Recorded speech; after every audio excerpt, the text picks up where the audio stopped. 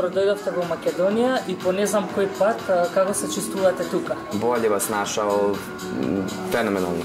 Zaista, evo, od juče nismo stali što se intervjua tiče i promocije oko koncerta, tako da, eto, koristimo lepo vreme i uživamo sa Makedoncima. Каква е македонската публика и дали ви буди посебни спомени? Pa opet, po ne znam koji put ponavljam da se ovde osjećam zaista jako domaće i jako volim makedonsku publiku, tako da se radujem svakom našem narodnom nastupu ili koncertu. Што може да очекуваат фановите од вашиот концерт на 6 април во арената Борис Трајковски? Dobru energiju, puno emotivnih momenata, smeha, suza, verovatno, i svačega, naravno, što budi neko lepo osjećanje u svima nama. Наскоро го најавивте вашиот нов спот и песна која ќе излезе набрзо. Дали тоа ќе биде пред концертот? To nam je za sada plan, tako je. Planiramo da izbacimo možda jedno nedelju dana do pred koncert. Evo, upravo ove dane koristimo za postprodukciju i editing videa i verujem da će publika biti onako poprilično oduševljena onim što spremamo. Zašto Maroko?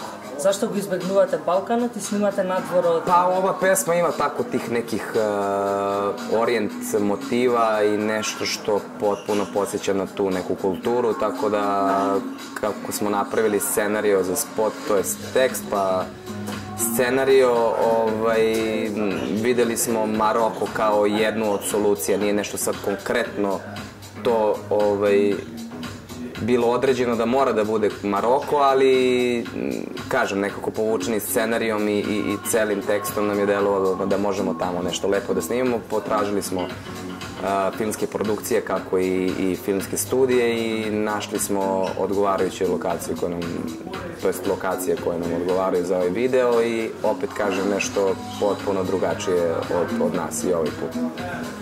Сите девојки очигледно го очекуваат вашиот одговор на следното прашање, а тоа е дали Саша Ковачевиќ имал девојка од Македонија?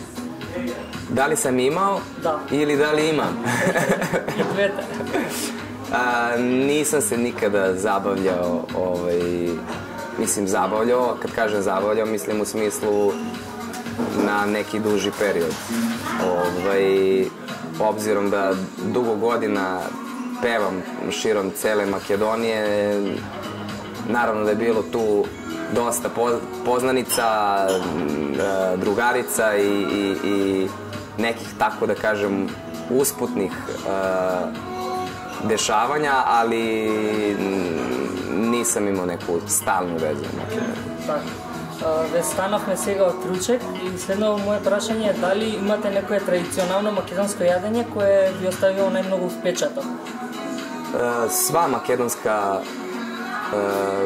čitava makedonska kuhinja mi prija zaista, tako da, eto, znam za pastrmajliju da mi je okej, međutim, zbog neke moje ishrane ne jedem često, ali zaista mislim da ste ozbiljni gurmani i da zaista imate fenomenalnu kuhinju, tako da gde god da sednem ovde širom cele Makedonije jedem uvek zaista za 10. И на крајот уште едно прашање, да ни раскажете некоја анекдота поврзана со Македонија, со концертите, со познаниците во Македонија, интересна случка што ќе ви остави впечаток?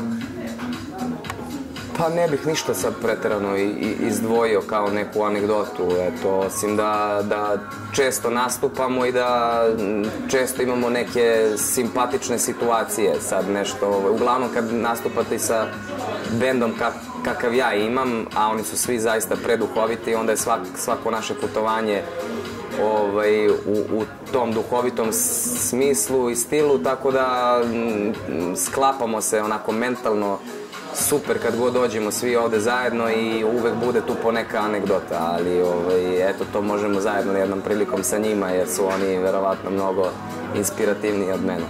Така е, ви благодариме на поканата и се гледаме на 6 април. Veliko hvala vama i naravno iskoristit ću priliku da pozovem sve 6. aprila u arenu Boris Trajkovski. Kao i da pozdravim gledalce.